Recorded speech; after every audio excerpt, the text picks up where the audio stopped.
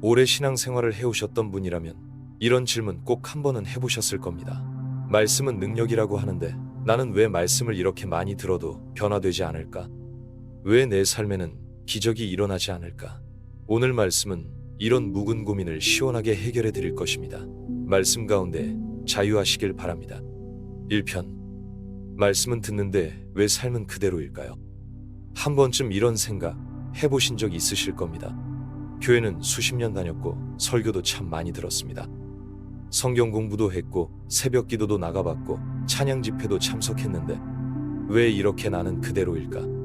왜 내 안에 화는 여전히 많고 두려움도 줄지 않고 가족과의 관계도 전혀 나아지지 않고 하나님 말씀대로 산다는 게 왜 이렇게 멀게만 느껴질까요? 그 고민에 대한 첫걸음을 말씀 속에서 함께 찾아가 보려 합니다. 혹시 너무 오랫동안 고민만 해오셨다면 이제는 그 마음 내려놓고 하나님께 귀를 기울이며 작은 한 걸음을 내디뎌 보시겠어요? 마태복음 7장 24절에 예수님께서 이렇게 말씀하셨습니다. 그러므로 누구든지 나의 이 말을 듣고 행하는 자는 그 집을 반석 위에 지은 지혜로운 사람 같으리니. 그렇습니다. 예수님은 듣는 자가 아니라 듣고 행하는 자가 지혜로운 사람이라고 말씀하십니다. 문제는 여기서 시작됩니다. 우리는 너무나 많이 듣고만 살아왔습니다.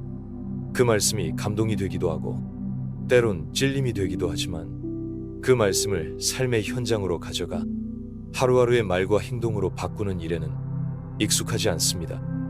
말씀을 듣는 건 어렵지 않습니다. 요즘은 스마트폰만 켜면 유명 목사님 설교도 찬양도 넘쳐납니다.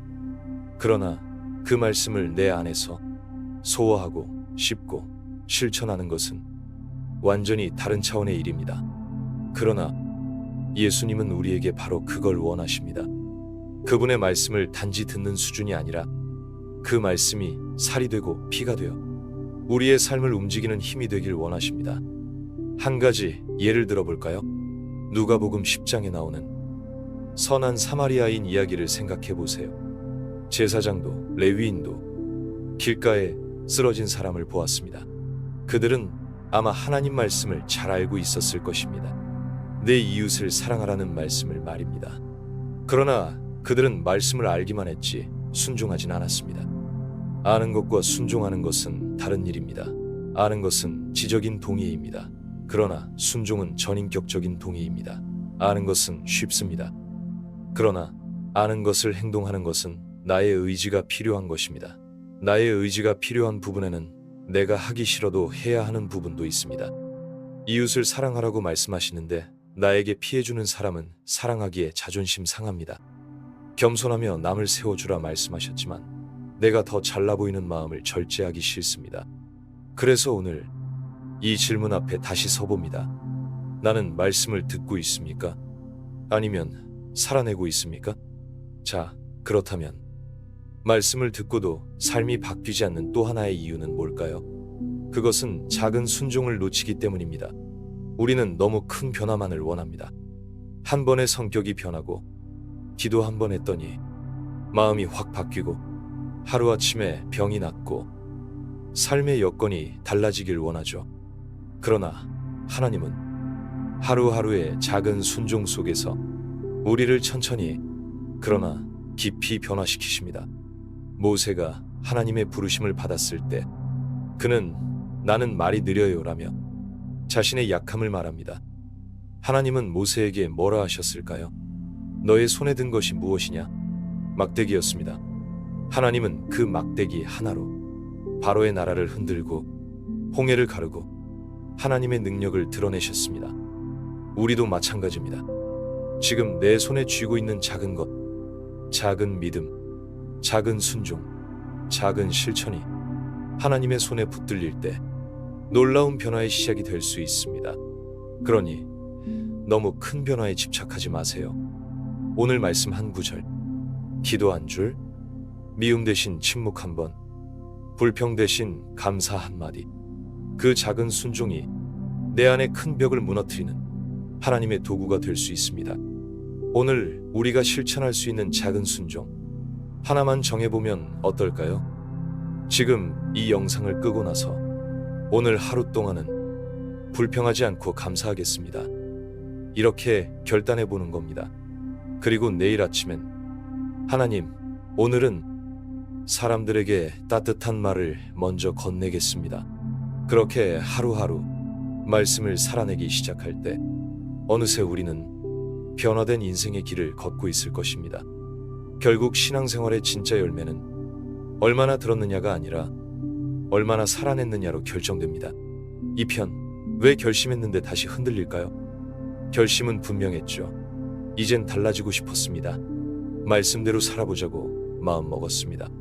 아무리 작은 순종이라도 하루 한 가지씩 실천해 보겠다고 다짐도 했습니다. 그런데 며칠 지나고 나면 그 결심이 희미해지고 언젠가 또 똑같은 자리에 내가 서 있는 걸 발견합니다. 왜 우리는 분명히 마음 먹었는데 또다시 제자리로 돌아오는 걸까요? 왜 말씀 앞에 눈물 흘렸는데 며칠 안 돼요 습관으로, 말버릇으로, 또 상처로 돌아가는 걸까요? 성경을 보면 이런 반복의 고리를 깨닫게 해주는 인물이 있습니다. 바로 베드로입니다. 예수님은 베드로에게 말씀하셨습니다. 닭 울기 전에 네가 3번 나를 부인하리라. 베드로는 단호하게 말했죠. 주님, 다른 사람은 다 주를 버려도 나는 결코 주님을 버리지 않겠습니다. 얼마나 강한 다짐입니까? 그런데 우리는 그 다음 장면을 알고 있죠. 베드로는 예수님을 3번이나 부인합니다. 그것도 아주 확실하게 말이죠. 그 장면은 너무도 인간적이고 우리의 모습 그대로입니다. 결심했는데 현실 앞에서 무너지는 것, 다짐했는데 두려움과 습관 앞에서 주저앉는 것. 여러분, 이건 나약함이 아닙니다. 이건 우리의 인간됨입니다. 결심을 했다고 해서 모든 게 한 번에 달라지진 않습니다. 그렇기 때문에 하나님은 우리에게 완벽한 변화가 아니라 계속되는 회복을 바라십니다. 다시 말해, 흔들리더라도 돌아오는 것, 넘어졌더라도 다시 일어서는 것, 그것이 바로 신앙생활의 진짜 모습입니다. 고린도후서 4장 16절을 함께 기억해 봅시다. 그러므로 우리가 낙심하지 아니하노니 겉사람은 낡아지나 속사람은 날로 새로워지도다. 바로 이 말씀이 우리가 흔들릴 때 붙잡을 진리입니다. 속사람은 날마다 새로워져야 합니다. 그 말은 곧 날마다 다시 결심하고 다시 기도하고 다시 하나님의 말씀 앞에 설 수 있어야 한다는 뜻입니다. 그럼에도 불구하고 우리를 주저앉게 만드는 또 하나의 이유가 있습니다.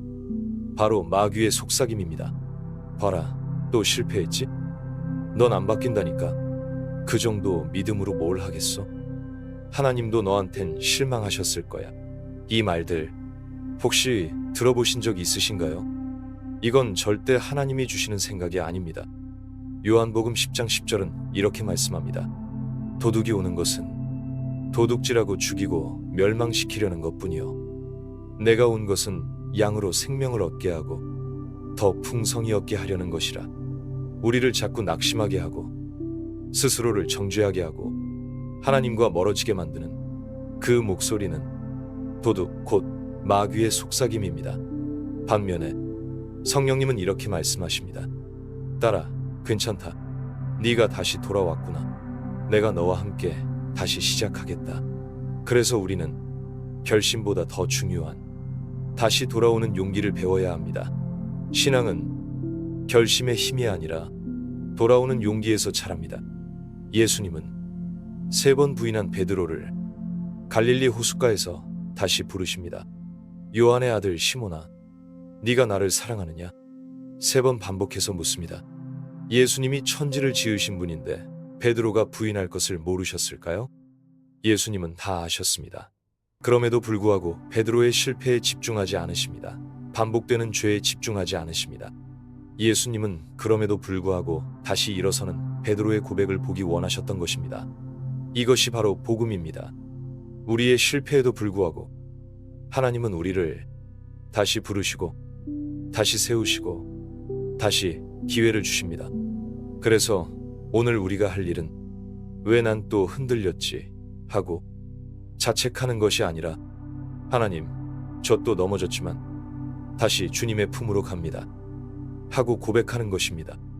그렇게 하루를 말씀으로 다시 세우고 기도로 다시 채우고 감사로 다시 시작할 때 우리는 조금씩, 그러나 분명히 변화되어 갑니다. 그리고 중요한 건 이 변화는 내가 노력해서 되는 것이 아니라 하나님의 은혜로 가능하다는 것입니다. 빌립보서 1장 6절 말씀 기억해 보세요. 너희 안에서 착한 일을 시작하신 이가 그리스도 예수의 날까지 이루실 줄을 우리는 확신하노라. 착한 일, 즉 변화의 시작은 하나님께서 하신 일입니다. 그리고 그 일을 끝까지 이루실 분도 바로 하나님이십니다. 여러분은 중간에 주저앉을 수 있습니다. 포기하고 싶을 수도 있습니다. 하지만 하나님은 절대 멈추지 않으십니다. 그렇기에 우리에게 필요한 건 끝까지 완벽한 사람이 되는 것이 아니라 끝까지 돌아오는 사람이 되는 것입니다. 오늘도 다시 돌아오세요. 하나님은 기다리고 계십니다. 지금 이 순간에도 당신을 부르고 계십니다. 내 딸아, 내 아들아, 네가 다시 왔구나. 잘했다. 이제 나와 함께 다시 시작하자. 3편. 말씀대로 살고 싶은데 현실이 너무 힘들어요. 설교를 들을 때는 아멘이 나왔습니다. 그 말씀이 맞다고 믿었고 그렇게 살아야겠다고 진심으로 결단도 했습니다. 그런데 집에 돌아와 현실을 마주하는 순간 그 결심은 너무나 쉽게 무너지고 맙니다. 말씀대로 살고 싶지만 가정에서 부딪히는 가족의 말 한마디에 마음이 상하고 몸은 여기저기 아프고 시간은 없고 감정은 들쑥날쑥하고 주변 사람들은 전혀 나를 이해해주지 않을 때 내가 말씀대로 살아보려는 게 의미가 있을까? 이런 생각이 들기도 합니다. 여러분, 우리가 말씀대로 살지 못하는 이유는 말씀이 약해서가 아닙니다. 하나님이 멀리 계셔서도 아닙니다. 가장 큰 이유는 현실의 무게가 너무 무겁게 느껴지기 때문입니다.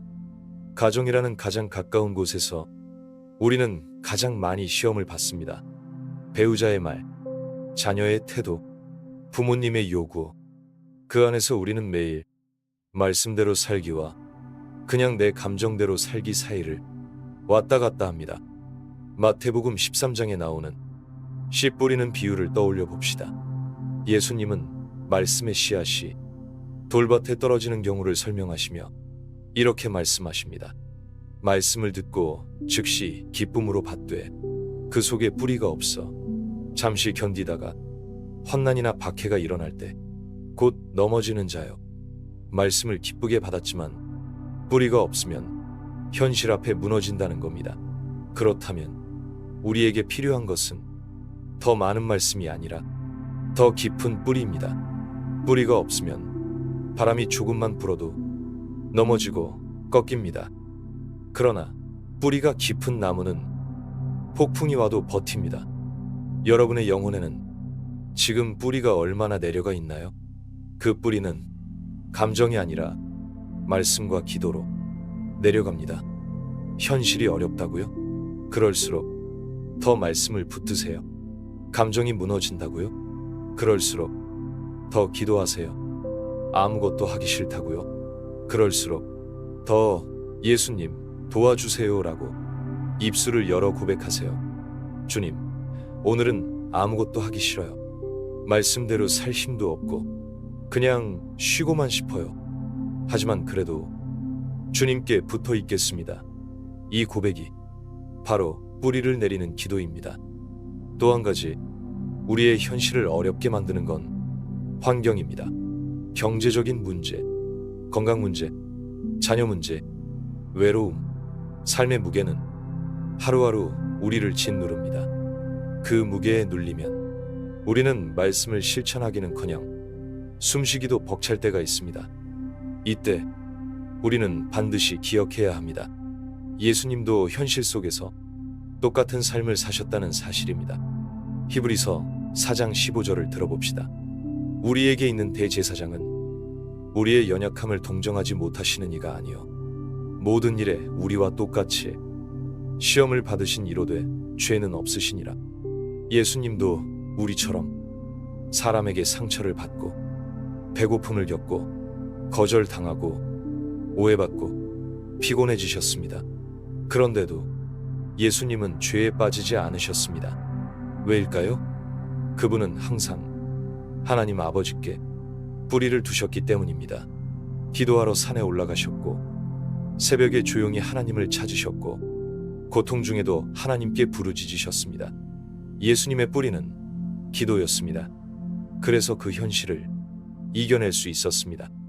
오늘 우리의 현실도 쉽지 않지만 예수님처럼 기도로 뿌리를 내릴 수 있습니다. 작은 한 가지 예를 들어볼게요. 한 자매님이 매일 아침 5분 동안 침대에서 일어나기 전에 이렇게 기도하기로 결심했습니다. 하나님, 오늘도 걱정이 많지만 하루를 시작하기 전에 먼저 주님을 기억하게 해주세요. 제 마음을 붙들어 주세요. 처음엔 5분도 버거웠지만 그 기도가 습관이 되자 신기하게도 마음이 달라지고 말이 달라지고 반응이 달라졌다고 합니다. 현실은 그대로였지만 그 자매님 안의 뿌리가 달라졌던 것입니다. 여러분, 신앙의 변화는 현실이 먼저 바뀌어서 오는 게 아니라 내 안의 뿌리가 바뀌어서 현실을 이겨낼 수 있게 되는 것입니다. 그래서 우리가 매일 해야 할 기도는 이렇습니다. 주님, 상황은 안 바뀌어도 좋습니다. 하지만 제 마음을 바꿔주세요. 현실을 이길 수 있는 뿌리를 주세요. 그리고 작은 실천을 하나 정해보세요. 예를 들면 매일 점심 먹기 전에 하나님께 감사한 줄 기도하기. 이런 작고 구체적인 순종 말입니다. 이렇게 반복하며 기도하고 말씀으로 뿌리를 내릴 때 현실이 아무리 거칠어도 흔들리지 않는 믿음이 내 안에 자라납니다. 4편. 왜 말씀대로 살려 할수록 관계가 더 힘들어질까요? 말씀대로 살고 싶다고 마음을 먹었는데 왜 가족과 더 많이 다투게 될까요? 왜 친구들과의 거리는 점점 멀어지고 같은 교회 안에서도 마음이 상하고 오히려 더 외롭고 힘든 관계 속에 빠져드는 걸까요?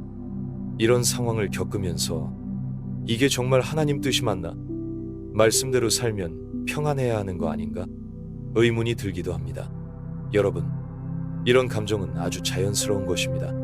그리고 동시에 이 경험은 성경 속에서도 수없이 반복되어 온 영적인 원리입니다. 요한복음 15장 18절에서 예수님은 이렇게 말씀하십니다. 세상이 너희를 미워하거든 너희보다 먼저 나를 미워한 줄을 알라. 하나님의 말씀을 붙잡고 살기 시작할 때 우리 안에 먼저 빛이 들어오기 시작합니다. 그러면 자연스럽게 그 빛은 주변의 어둠과 충돌하게 됩니다. 빛이 어둠과 함께 있을 수 없듯이 말씀대로 살려는 우리의 삶은 때로 세상의 방식과 그리고 가까운 사람들의 방식과 부딪히게 됩니다. 그 첫 번째 예는 바로 가정입니다. 마태복음 10장 35절에서 예수님은 이렇게 말씀하셨습니다. 내가 온 것은 사람이 그 아버지와 딸이 어머니와 며느리가 시어머니와 불화하게 하려 함이니. 이 말씀이 처음엔 너무 낯설고 심지어 무섭게 들릴 수 있습니다. 하지만 그 말씀의 본질은 복음은 항상 관계 속에서 갈등을 일으킨다는 현실을 예수님이 정직하게 말씀하신 것입니다. 내가 변화되면 다른 사람은 불편함을 느낍니다. 내가 욕을 안 하기 시작하면 다른 사람은 나를 재수 없다고 할 수 있습니다. 내가 늘 기도하고 참고 있으면 사람들은 그걸 약하다고 여깁니다. 하지만 기억하세요. 그 불편함은 변화의 전조입니다. 성경에 나오는 요셉을 생각해 봅시다. 요셉은 꿈을 꾼 것뿐인데 형들은 미워하고 시기하고 결국 그를 구덩이에 던집니다. 왜 그랬을까요?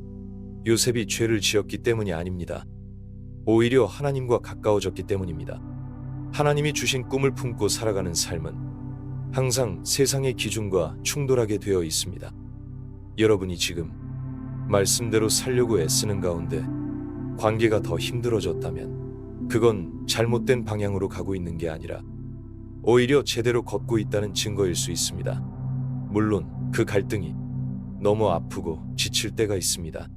가족 안에서 이해받지 못하고 교회 안에서 소외감을 느끼고 친구들과는 점점 대화가 줄어드는 것 같은 그 외로움은 우리를 시험에 빠지게 만들 수 있습니다.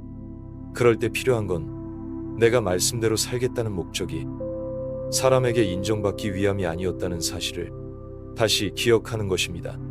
갈라디아서 1장 10절에서 바울은 이렇게 고백합니다. 이제 내가 사람들에게 좋게 하랴, 하나님께 좋게 하랴, 내가 지금까지 사람들을 기쁘게 하려 하였다면 그리스도의 종이 아니니라. 말씀대로 살면 사람에게 미움받을 수 있습니다. 그러나 그것은 하나님께 가까워지고 있다는 신호입니다. 그렇다면 우리는 이 갈등을 어떻게 이겨낼 수 있을까요? 첫째, 관계를 억지로 끌고 가지 말고 기도로 품으십시오. 우리는 자꾸 관계를 바꿔보려고 애씁니다. 남편이 변하게 하려고, 자녀가 바른 길로 가게 하려고, 친구가 다시 나를 이해하게 하려고, 말로, 행동으로, 때론 감정으로 조급하게 반응합니다. 하지만 진정한 변화는 하나님의 시간에 이루어집니다. 사무엘상 1장에 나오는 한나는 자녀가 없다는 이유로 비난을 받습니다. 분인나가 괴롭히고 심지어 남편 엘가나도 그 고통을 잘 이해하지 못합니다. 하지만 한나는 사람에게 기대지 않고 하나님께 울며 나아갔습니다. 그 기도가 사무엘이라는 위대한 인물을 낳았고 그 고통은 이스라엘의 새로운 시대를 여는 축복의 씨앗이 되었습니다. 여러분의 지금의 갈등과 외로움이 바로 그런 씨앗이 될 수 있습니다. 둘째, 입을 닫고 하나님께 맡기십시오. 말로 설명하려고 하면 할수록 오해는 깊어지고 상처는 커질 수 있습니다. 시편 62편 1절 말씀입니다. 나의 영혼이 잠잠히 하나님만 바라며 나의 구원이 그에게서 나오는도다. 말하지 않는 것이 약함이 아닙니다. 침묵은 하나님께 맡긴다는 신앙의 표현입니다. 셋째, 상대를 바라보기보다 하나님의 시선을 바라보십시오. 예수님도 제자들에게 외면당하셨고 가까운 친구들에게 오해받고 버림받으셨습니다. 그러나 그분은 하늘을 바라보며 기도하셨고 그 기도 속에서 하나님 아버지의 뜻을 다시 확인하셨습니다. 하나님은 지금 여러분의 이 갈등과 오해와 외로움도 다 보고 계십니다. 그리고 말씀하십니다. 내가 안다. 지금 너의 수고와 눈물, 내가 다 안다. 잠잠히 나를 바라보아라. 내가 반드시 너의 길을 의의 빛처럼 나타낼 것이다. 5편, 조금씩 달라지고는 있는데 왜 여전히 허전할까요? 이제 조금은 변한 것 같습니다. 전에는 늘 짜증부터 났는데 이제는 한 번쯤 숨을 고르고 생각하게 됩니다. 전에라면 다투었을 상황에서 기도 한 줄로 마음을 눌러보기도 하고 감사일기를 쓰는 습관도 생기고 유튜브나 TV를 켜기 전에 찬양을 틀어보기도 합니다.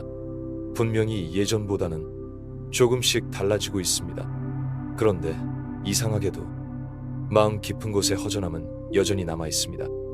바깥 행동은 조심하게 되었고 말씀도 꾸준히 가까이 하고 있는데 왜 내 안에는 막연한 외로움과 채워지지 않는 공허함이 계속해서 밀려오는 걸까요? 이럴 때 우리는 자책하게 됩니다. 내가 아직 멀었구나. 내 믿음이 얕아서 그렇지. 하지만 그건 전혀 다른 차원의 이야기입니다. 여러분, 그 허전함은 잘못된 게 아닙니다. 오히려 그것은 하나님께로 더 가까이 가고 있다는 증거일 수 있습니다. 전도서 3장 11절에 이렇게 말씀합니다. 하나님이 사람들에게 영혼을 사모하는 마음을 주셨느니라. 우리는 아무리 좋은 말씀을 듣고 착한 일을 하고 기도 생활을 잘하고 있어도 그 안에서 완전한 만족을 경험하지 못하는 이유가 있습니다. 그것은 우리가 이 세상에 속한 존재가 아니라 하늘에 속한 존재이기 때문입니다. 이 땅의 변화만으로는 우리의 영혼 깊은 곳의 갈증을 완전히 해결할 수 없습니다. 우리 안에는 하나님만이 채우실 수 있는 공간이 존재하기 때문입니다. 요한복음 4장에서 예수님은 우물가의 여인을 만나십니다. 그 여인은 5명의 남편이 있었고 지금 함께 사는 사람도 남편이 아니었습니다. 그녀는 사랑받고 싶은 갈증에 이끌려 계속해서 누군가를 찾았지만 그 누구도 그 갈증을 채워줄 수 없었습니다. 그녀의 갈증은 사람이 아닌 하나님으로부터 온 허기였습니다. 예수님은 말씀하셨습니다. 이 물을 마시는 자마다 다시 목마르려니와 내가 주는 물을 마시는 자는 영원히 목마르지 아니하리니. 요한복음 4장 13절 14절입니다. 여기서 예수님이 말씀하신 물은 하나님의 임재, 곧 성령의 생수입니다. 우리 안의 공허함은 더 많이 기도하지 못해서, 더 열심히 봉사하지 않아서 생기는 게 아닙니다. 그 허전함은 하나님의 임재를 더 깊이 경험하지 못해서 생기는 것입니다. 이건 마치 아무리 배불리 먹어도 그리운 사람을 못 만나면 속이 허전한 것과 같습니다. 하나님은 우리가 그분과의 인격적인 교제를 통해 영혼의 깊은 곳까지 만져지고 치유되길 원하십니다. 그렇다면 그 허전함을 어떻게 다뤄야 할까요? 첫째, 정직하게 고백하세요. 하나님께 이렇게 말씀드려도 됩니다. 하나님, 저 요즘 말씀도 듣고 기도도 하고 나름대로 열심히 사는데요. 왜 이렇게 마음이 공허한지 모르겠어요. 하나님이 저 멀리 계신 것 같고 내가 아무리 애써도 주님께 닿지 않는 것 같아요. 이런 기도는 하나님께 실망을 드리는 게 아닙니다. 오히려 하나님은 이런 진실한 고백을 기뻐하십니다. 시편 42편 11절에서 다윗도 이렇게 고백합니다. 내 영혼아, 네가 어찌하여 낙심하며 어찌하여 내 속에서 불안해하는가. 너는 하나님을 바라라. 하나님은 우리가 외면의 경건함보다 내면의 진심을 드릴 때 비로소 그곳에 자신을 나타내십니다. 둘째, 임재 안에 머무르려는 훈련을 하세요. 성경을 묵상할 때 단지 읽고 넘어가는 것이 아니라 한 구절을 붙들고 그 구절 안에서 하나님의 마음을 묻는 것입니다. 예를 들어 이사야 41장 10절 말씀, 두려워하지 말라, 내가 너와 함께함이라 라는 말씀을 묵상할 때 단지 의미를 파악하는 데 그치지 말고 이 구절을 반복해서 속으로 읽으며 질문을 던져보세요. 하나님, 지금 나와 함께 하신다는 건 무엇을 의미하나요? 지금 내 두려움 가운데 주님은 어떤 방식으로 동행하고 계시나요? 이런 질문을 통해 말씀이 살아 움직이기 시작합니다. 그리고 그 안에서 하나님의 임재가 우리 마음에 깊이 흐르게 됩니다. 셋째, 고요함 속에서 하나님을 기다리세요. 말씀을 듣고 기도하고 찬양하는 것도 좋지만 때로는 아무것도 하지 않고 단지 조용히 하나님 앞에 머무는 시간이 필요합니다. 시편 131편 2절처럼 내 영혼이 젖된 아이처럼 내 하나님 앞에 조용히 있는 것, 그것이 가장 깊은 친밀함의 상태입니다. 아무 말도 하지 않아도, 아무 성과도 없어도 하나님 앞에 앉아있는 시간 속에 하나님은 말씀하시고 우리의 공허함을 채우십니다. 네 번째로, 다른 이와의 사랑 안에서 임재를 경험하세요. 하나님은 우리에게 때때로 사람을 통해 자신의 사랑을 전하십니다. 한 통의 전화, 한마디 위로, 한 장의 카드, 한 사람의 미소를 통해 나는 너를 잊지 않았다. 나는 지금도 너와 함께 있다. 말씀하십니다. 그래서 우리는 혼자만의 신앙생활이 아니라 누군가와 함께 걷는 신앙생활을 해야 합니다. 그것이 공동체의 의미이고 하나님 나라의 방식입니다. 6편, 변화되고 있는 줄 알았는데 또 죄를 지었습니다. 하나님을 사랑한다고 고백했습니다. 이제는 예전과 달라졌다고 스스로를 격려하기도 했습니다. 말씀대로 살려고 애쓰고 이제는 웬만한 유혹도 마음으로 뿌리칠 수 있다고 생각했습니다. 그런데 어느 날 어떤 상황 하나에 내가 또다시 죄를 지은 나 자신을 발견합니다. 예전보다 줄었을 뿐이지 여전히 거짓말을 하고 화를 내고 비난하고 탐욕을 품고 기도는 미뤄지고 세상의 것에 마음이 끌리는 그런 날을 봅니다. 그 순간 마음 깊은 곳에서 자책이 올라옵니다. 나는 정말 변하고 있는 걸까?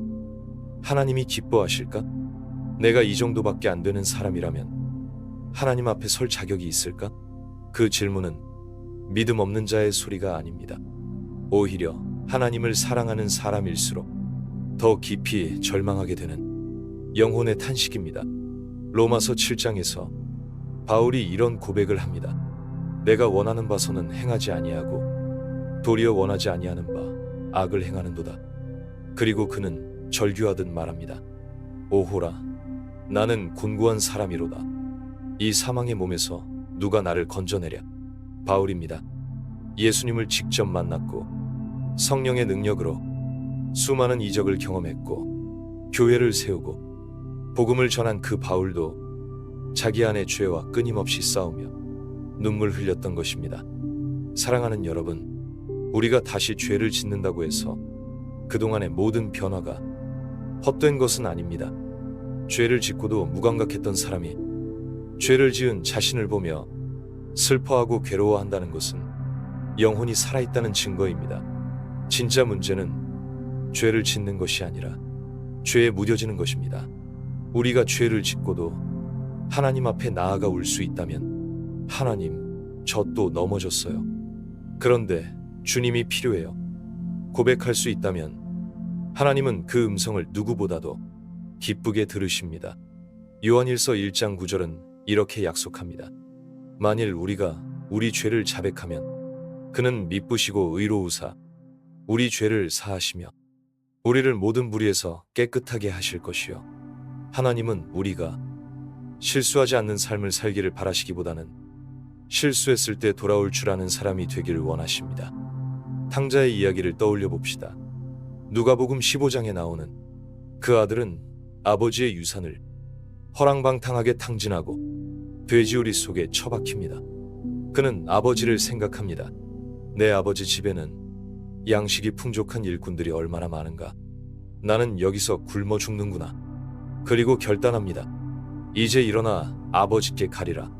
그리고 성경은 가장 아름다운 한 문장을 기록합니다. 아직도 거리가 먼데 아버지가 그를 보고 측은히 여겨 달려가 목을 안고 입을 맞추니라. 사랑하는 여러분, 하나님은 우리 죄에 정확하게 반응하시는 분이지만 동시에 우리 회개에 기꺼이 달려오시는 아버지이십니다. 우리가 그분께 나아가는 발걸음은 죄에 대한 고백이 아니라 하나님에 대한 신뢰입니다. 나는 일어나라도 하나님이 사랑하신다는 걸 믿습니다. 그 고백이 신앙의 가장 깊은 자리입니다. 그렇다면 우리는 죄 앞에서 어떻게 살아가야 할까요? 첫째, 죄와 싸우되 자기 자신을 미워하지 마십시오. 우리는 죄를 미워해야 하지만 죄 지은 나 자신을 미워해서는 안 됩니다. 왜냐하면 하나님은 우리가 죄에 쓰러졌을 때조차 너는 내 사랑하는 자녀야 말씀하시기 때문입니다. 로마서 8장 1절은 선언합니다. 그러므로 이제 그리스도 예수 안에 있는 자에게는 결코 정죄함이 없나니 우리가 죄책감에 눌려 자신을 버릴 때 하나님은 여전히 우리를 품고 계십니다. 둘째, 죄를 숨기지 말고 드러내십시오. 죄는 숨기는 순간 강해지고 드러내는 순간 약해집니다. 하나님은 우리가 죄를 짓는다고 놀라지 않으십니다. 그러나 우리가 그 죄를 스스로 해결하려고 할 때 오히려 더 깊은 어둠에 빠지게 됩니다. 시편 32편 5절에서 다윗은 이렇게 고백합니다. 내가 이르기를 내 허물을 여호와께 자복하리라 하고 주께 내 죄를 아뢰고 내 죄악을 숨기지 아니하였더니 곧 주께서 내 죄악을 사하셨나이다. 하나님 앞에 솔직하게 주님, 제가 이 죄를 또 지었습니다. 수치스럽고 부끄럽지만 그럼에도 주님 앞에 나아갑니다. 고백할 때 하나님은 이미 용서와 회복의 손을 내밀고 계십니다. 셋째, 반복되는 죄 앞에서 낙심하지 마십시오. 죄는 쉽게 뿌리 뽑히지 않습니다. 오랜 세월 익숙해진 죄는 마치 뿌리 깊은 잡초처럼 조금만 방심하면 다시 자라납니다. 그러나 하나님의 은혜는 죄보다 깊습니다. 하나님의 용서는 반복되는 죄보다 더 끈질깁니다. 빌립보서 1장 6절을 다시 기억합시다. 너희 안에서 착한 일을 시작하신 이가 그리스도 예수의 날까지 이루실 줄을 우리는 확신하노라. 하나님은 시작하신 일을 중간에 멈추지 않으십니다. 당신이 지금 또다시 죄를 짓고 좌절하고 있다면 그건 끝이 아니라 하나님이 당신을 다시 붙드시는 순간입니다. 7편, 기도도 하고 말씀도 보는데 왜 여전히 불안할까요? 예전보다는 달라진 것 같습니다.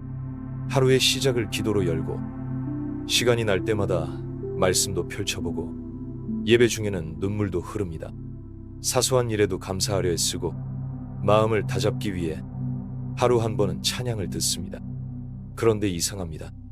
분명히 하나님 안에 머물려고 이렇게 노력하고 있는데 왜 내 마음엔 여전히 설명할 수 없는 불안감이 가득한 걸까요? 내가 지금 잘 가고 있는 걸까? 하나님이 진짜 내 기도를 들으시는 걸까?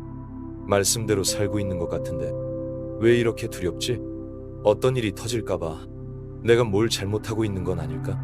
이 불안은 때때로 믿음의 열매를 흔들어 버릴 만큼 강하게 몰려옵니다. 사랑하는 여러분, 신앙생활을 열심히 하면 모든 감정이 평안해질 거라 생각하지만 실상은 그렇지 않습니다. 성경에 등장하는 믿음의 사람들도 하나님을 믿으면서도 불안에 떨었던 순간들이 있었습니다. 대표적인 인물이 바로 엘리야입니다. 열왕기상 18장에서 엘리야는 놀라운 승리를 경험합니다. 갈멜산에서 바알 선지자 450명과 대결하여 하나님의 불이 하늘에서 떨어지게 하고 백성들의 마음을 돌이키는 놀라운 기적의 주인공이 됩니다. 그런데 그 다음 장 열왕기상 19장에서 엘리야는 이세벨의 협박을 받고 광야로 도망칩니다. 그리고 땅에 엎드려 이렇게 말합니다. 여호와여 넉넉하오니 지금 내 생명을 거두시옵소서.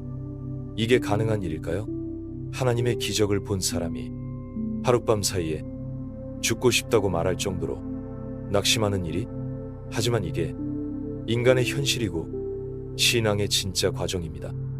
하나님은 엘리야를 책망하지 않으셨습니다. 오히려 천사를 보내 그를 먹이고 재우셨습니다. 그리고 조용한 세미한 음성으로 그에게 다시 말씀하셨습니다. 엘리야가 불안했던 건 하나님을 안 믿어서가 아니라 인간의 연약함을 그대로 안고 하나님께 나아갔기 때문입니다. 불안함은 믿음 없는 증거가 아닙니다. 오히려 믿음의 과정 안에 반드시 지나야 할 내면의 터널입니다. 여러분, 불안함은 당신이 지금 깊은 영적 성숙의 경계에 서 있다는 증거일 수 있습니다. 왜냐하면 불안은 내가 지금 제대로 가고 있는가를 묻는 정직한 내면의 질문이고 그 질문은 하나님 앞에서만 진짜 평안을 얻을 수 있기 때문입니다. 그렇다면 기도도 하고 말씀도 보는데 왜 여전히 불안한 걸까요? 첫째, 우리는 결과 중심의 삶에 익숙해 있기 때문입니다. 우리는 늘 이 정도 했으면 결과가 있어야지 생각합니다. 기도했으면 응답이 와야 하고 말씀대로 살았으면 상황이 나아져야 한다. 고 기대합니다. 그런데 하나님은 결과보다 과정에 함께 하시는 분이십니다. 시편 23편 4절 내가 사망의 음침한 골짜기를 지나갈지라도 해를 두려워하지 않을 것은 주께서 나와 함께 하심이라. 하나님은 골짜기를 없애주시는 분이 아니라 그 골짜기를 함께 지나가시는 분입니다. 둘째, 우리의 감정은 믿음보다 늦게 따라오기 때문입니다. 어떤 날은 기도하고도 더 불안합니다. 찬양을 틀어놓고도 눈물이 나지 않고 감사하려 해도 억지로 하는 것 같은 기분이 들죠. 하지만 괜찮습니다. 믿음은 감정이 아니라 결단입니다. 감정이 따라오지 않아도 주님, 오늘도 믿겠습니다. 내 감정은 지쳐있지만 제 영혼은 주를 바라봅니다. 라고 고백하면 그 믿음은 반드시 열매를 맺습니다. 셋째, 하나님께 질문하는 것을 두려워하지 마십시오. 불안하다는 건 무언가 잘 모르겠다는 뜻이고, 그건 하나님께 질문할 시간이라는 의미입니다. 하박국 선지자는 하나님께 이렇게 따집니다. 악인이 득세하는데 왜 하나님은 가만히 계십니까? 예레미야는 이렇게 울부짖습니다. 어째서 내 고통은 끝이 없고 상처는 낫지 않습니까? 이들의 질문은 하나님을 향한 불신이 아니라 가장 깊은 신뢰의 표현이었습니다. 하나님은 우리의 정직한 질문을 회피하지 않으십니다. 오히려 그 물음 안에서 우리가 더 깊이 하나님의 사랑을 만나길 원하십니다. 불안함을 기도 제목으로 바꾸세요. 하나님, 왜 이렇게 불안할까요? 주님, 제 믿음이 지금 어디쯤 와 있나요? 이 질문을 드릴 때 하나님은 가장 부드러운 음성으로 말씀하실 것입니다. 내 딸아, 지금 너는 잘하고 있어. 너의 불안 속에도 나는 너를 여전히 안고 있어. 넌 나의 기쁨이야. 넷째, 지금 이 시간에 집중하세요. 불안의 대부분은 앞일에 대한 상상에서 옵니다. 내일은 어떻게 될까? 한 달 뒤는 어떨까? 이러다 실패하면 어떡하지? 하지만 하나님은 지금 여기에 계십니다. 마태복음 6장 34절. 그러므로 내일 일을 위하여 염려하지 말라. 내일 일은 내일이 염려할 것이요 한날의 괴로움은 그날의 족하니라. 지금 이 순간 숨 쉬고 있다면 하나님은 여전히 당신과 함께 계십니다. 8편. 은혜를 알고도 여전히 자유롭지 않은 나에게 이제 신앙생활은 일상이 되었습니다. 기도도 자연스럽고 말씀도 삶 속에 자주 떠오릅니다. 예배는 더 이상 의무가 아니고 찬양을 들으면 어느새 눈물이 납니다. 분명히 많이 변했습니다. 예전의 나와는 비교할 수 없을 만큼 하나님과 가까워졌습니다. 그런데 이따금 마음속 깊은 곳에서 또 다른 질문이 올라옵니다. 그런데 왜 아직도 나는 완전히 자유롭지 않을까? 왜 가끔은 무기력하고, 왜 작은 말 한마디에 이토록 쉽게 흔들릴까? 왜 내가 나를 용서하지 못할까? 사랑하는 여러분, 우리는 때때로 믿음이 깊어지면 모든 문제가 사라질 거라고 오해합니다. 하지만 믿음이 깊어진다는 건 내면이 더 섬세해지고 영혼이 더 민감해진다는 뜻입니다. 그래서 죄가 작아져도 더 뚜렷이 보이게 되고 실수는 줄어들었지만 한 번의 잘못에도 마음이 무너지는 것, 그건 성장의 증거입니다. 로마서 8장 2절 말씀입니다. 이는 그리스도 예수 안에 있는 생명의 성령의 법이 죄와 사망의 법에서 너를 해방하였음이라. 그렇습니다. 우리는 이미 자유받은 자들입니다. 그런데 왜 이 자유를 실감하지 못할까요? 그 이유는 우리가 여전히 자신의 힘으로 믿음을 지키려 하기 때문입니다. 말씀을 지켜야지, 죄를 이겨야지, 좋은 성도 되어야지, 사랑해야지, 이해해야지, 용서해야지. 이 모든 다짐은 귀하지만 그 다짐들이 어느새 내게 무거운 짐이 되기 시작하면 우리는 다시 율법 안에 들어가 자유를 잃어버리게 됩니다. 갈라디아서 5장 1절 말씀을 들어보세요. 그리스도께서 우리를 자유롭게 하려고 자유를 주셨으니 그러므로 굳건하게 서서 다시는 종의 멍에를 매지 말라. 신앙은 내가 뭘 더 잘해서 하나님께 가까이 가는 것이 아닙니다. 신앙은 이미 내게 주어진 은혜를 하루하루 기억하고 그 은혜 속에 머무는 것입니다. 우리는 이미 하나님의 자녀입니다. 그 어떤 노력 없이 그분의 사랑을 받기 시작했고 지금도 변함없이 그 사랑 안에 있습니다. 그러니 오늘 다시 십자가 앞으로 나아가야 합니다. 내가 잘했든 실수했든 느낌이 좋든 나쁘든 그와 상관없이 십자가는 오늘도 나를 부르고 있습니다. 십자가는 말합니다. 나는 너를 위해 죽었고 지금도 너를 위해 살아있다. 내가 너의 연약함을 안다. 내가 너의 죄를 이미 용서했다. 너는 자유하다. 자유는 느낌에서 오는 게 아니라 선언에서 시작됩니다. 하나님께서 선언하셨습니다. 이는 내 사랑하는 자녀요, 내 기뻐하는 자라. 여러분, 이 말씀 앞에 다른 어떤 감정도 권세를 가질 수 없습니다.